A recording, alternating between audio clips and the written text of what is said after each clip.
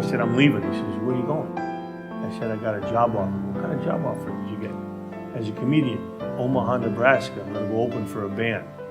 And the tears just started to flow down his face. I said, what's the matter? He says, you don't know how tough it's going to be. I said, it's what I want to do. He says, does it make you happy? I said, yeah. He said, okay. What name are you going to use? I said, what? What name are you going to use? He said, no, last name. I said, Hackett. Why? He says, all these years I've been building up the name. I hate to see you fuck it up in one outing.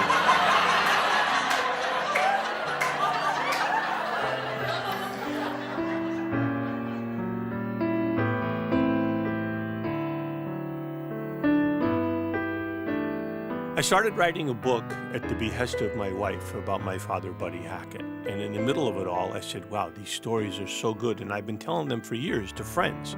I should be telling these on stage to the public. I bet they'd love to hear them. And that's what this is about.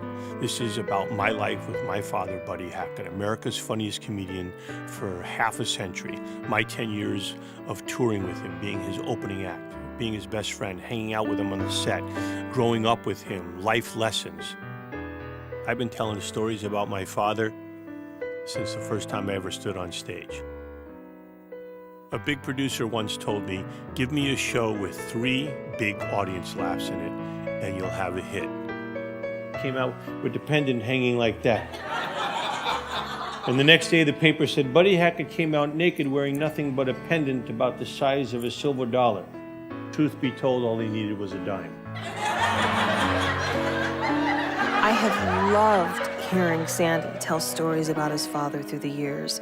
So I said, let's bring these stories to life in a live theatrical production about Buddy Hackett. This is an incredible father-son story, and in directing the show, I really wanted to capture the impact that our parents have on our lives, because I think the best way we can honor them and their legacy is to stand as a testament to who they were, what they believed in, and what they taught us. Sandy has his father's comedic genius and that rare gift of being able to make people laugh until they cry. But most people don't see his other side, the serious side of great emotional depth and complexity.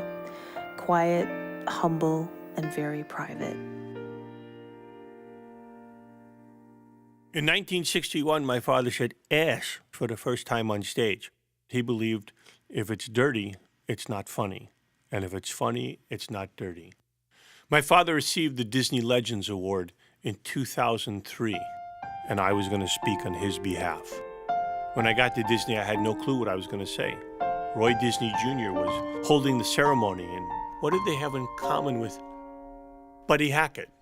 Not clean. Still, but I'm looking at Roy Disney, and behind him is the Disney building.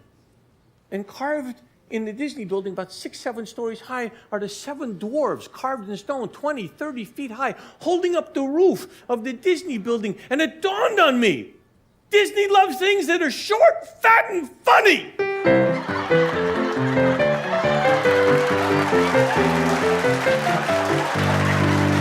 In the early 70s, I went with my father to closing night at the lounge at the Riviera Hotel where Shecky Greene was performing. Every entertainer in town was there, and they had all been introduced except for my father and Frank Sinatra. I wanted to hear my dad get his due and be introduced, but Shecky didn't know he was there. Shecky was about to introduce Frank Sinatra when he said, how do you introduce God himself? And my father jumped up and said, Shecky, forget about me, Frank's here. Buddy Hackett was my best friend, father, teacher, helper, sounding board, sage wisdom, giver of advice. He prepared me for life. And then he prepared me for the day when he wouldn't be there. One day he came to see me work at a comedy club. Oh God, was I nervous. Little place like this. And when the show was over, he said, you're ready. He said, you're ready.